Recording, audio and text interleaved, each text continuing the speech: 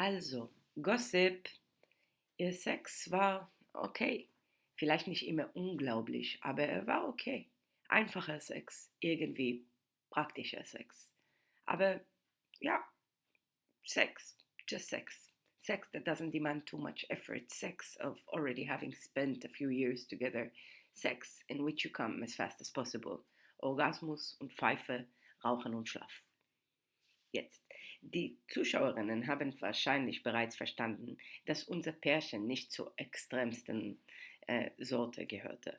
Allerdings ist es wichtig zu erwähnen, dieses Paar hatte eine perverse, super lebendige Seite in ihrem ziemlich gewöhnlichen Sexleben. Popeyes Schwanz. Olive loved her boyfriend's dick. At night, she grabbed it like a baby grabbing an adult's finger in order to fall asleep. And at night, she fell asleep under the blanket with the tip of Popeye's dick in her mouth like a schnooli, like a child with her stuffed animal. And hey, you, stop now. Don't try to find a negative subtext in these words. Don't try to look for hate. Because with all the awareness of Popeye's dick as a patriarchal symbol, it was still her boyfriend's sex organ, and from this perspective we are speaking about it now. It was his organ, her beloved sex organ, and we should remember that now when we speak. This organ was a meeting point for those two bodies, a bridge that connected Popeye and Olive, a safe space where they overcame shame, where they could really play, where they could really enjoy their perversions and awkward desires. Olive always loved how Popeye sometimes penetrated her from the back while she was sleeping and came in her after 1 second without caring about her pleasure at all. How he slapped with his dick on her face sometimes. As a joke, as a couple's joke. Relax, relax. You know Olive already. She did everything with full awareness. And yes, she thought that they should have this playful space too. That it's important too. Outside?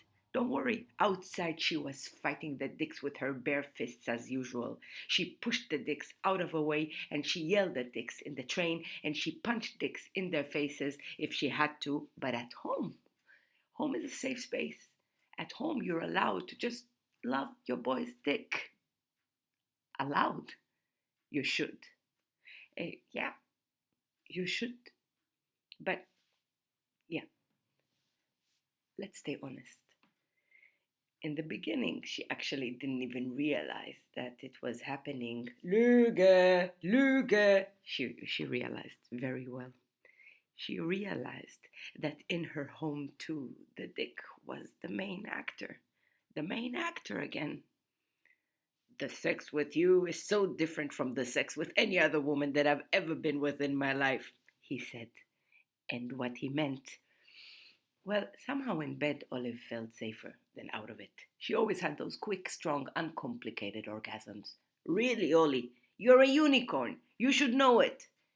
And what he meant, that she was not like this ex of his that couldn't come because she hated her body so much. Or his other ex that needed 30 to 45 minutes just to start panting. Or his other ex that needed complete silence in order to come, and even music withheld her orgasm. And the one that lay under him passive like a corpse and made him feel guilty. Or this other one that had to imagine rainbow colors in order to come.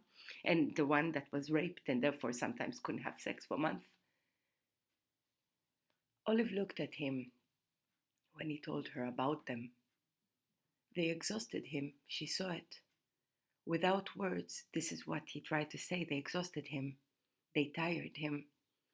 When they brushed their teeth in the night in front of the mirror, she started to see them all standing around them, half transparent from behind. They looked at him, and he looked at him. My baby comes like a man. She's ashamed to admit it now, but our feminist didn't say anything in response, didn't resist, didn't object, because at least here, at least once, at least now, she was the one that was different. She was the one that comes like a man. For once, just for once, she was distinct from the tortured female flesh. For once in her life, she wasn't part of this pain. She came and came again like a freedom bird and was different, different from them, simpler than them, easier than they were, freer than they were. She swirled on his dick and started to snore 30 seconds after the orgasm. Die Zeit verging und die Obsessionsshow, die Olivia um Popeyes Schwanz herum veranstaltete und performte, wurde nur immer größer. Sein Schwanz war wie ein drittes Familienmitglied. Sein Schwanz war wie ihr Haustier. Und sie war glücklich über diese private Schwanzfeier. Aber warum beugt er sich nicht runter und steckt mir den Kopf zwischen die Beine, wie ich es tue? Wieso hat dieser Schwanz wieder die Hauptrolle? Ich war es. Ich habe ihn in diese Rolle gesteckt. Jetzt ist unser Sex nur sein Schwanz, nur sein Schwanz. Wieso reproduziere ich alles, was ich an der Serie hasse? Es ist genau wie in der Serie. Titel: Die finale Schlacht. Der Mann und die Vulva. He tried. He tried once. It was her that said she didn't want. He did try. Tried what? He tried to give her a blowjob, to lick her, to suck her, to go down on her, to eat her. What is the word for blowjob for women? Not important now. Okay, but he did try once, and she was the one that distanced him from her vagina because she was convinced that apart from the crazies, the grandpas and the hippies, in their hearts, they all hate us. They all laugh at it, laugh at us. They all hate us, laugh at us.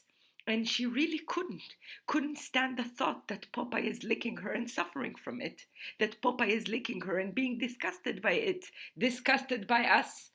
But you know what? If there is a battle between the vulva and male approval, it might be a hard one, but in the end, the vulva will definitely win. And if the vulva wants to get licked, no matter how much male approval you give it or deprive it of, there will be no rest until it gets licked. Because what? She couldn't understand what? What was his problem? Did Olive disgust him? Tell her, because she didn't understand why. Why all the rest seemed to get licked. Everyone is getting licked. She saw it in porn. They all get licked. She heard her friends. They don't talk about a similar problem. They all get licked. The honorable viewer, you didn't respond until now. You didn't say anything. It means that you don't share this problem. You probably get licked. The pop stars all over the world, they constantly sing about getting licked. This is what they all write about. This is what they all sing about. This is what they're all proud about. They're all open and free, and they are all getting licked. All the party people that dance to those pop songs, they dance and they move their asses as if this is the most natural thing for them to get licked. So it's Olive that lives 2 centuries behind. And it's Olive that hates herself. The world is a celebration. The world is emancipation. It's Olive who's old-fashionedly sick and needs therapy.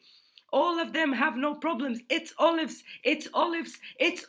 problem. The problem is Olive. She stinks. Apparently and probably, she stinks. So don't blame him, Olive. You should thank him for staying with a stinky woman that doesn't take care of herself and her hygiene. You should thank him for loving you enough to stay with you despite this sham of yours. Stop blaming him. You blame him, you blame your friends, you blame the honorable viewer, you blame everyone. Think operatively. What to do? What can a woman do if a woman stinks? What could she do if she stinks? What should she do? Hallo? Ich hätte gerne bitte einen Termin bei meiner Gynäkologin für heute Nachmittag. Ja, wenn viel los ist in der Klinik, mir passt jeder verfügbare Termin. Ja, mir sind alle Gynäkologen recht. Ja, natürlich bevorzuge ich meine persönliche Gynäkologin, aber es ist einfach sehr, sehr, sehr dringend. Olive decided, if he's not cleaning the apartment, she's not cleaning the apartment. The only thing that he did now was to wash his own clothes. He never washed hers. If he's not cleaning the apartment, she's not cleaning the apartment. Nein, ich habe keine akuten Schmerzen. Oder warten Sie, vielleicht ein bisschen? The stench started to fill the little apartment. Room by room, let's see how far it goes. Let's see how magnificently, how loud we can fall. Lass uns jetzt stinken.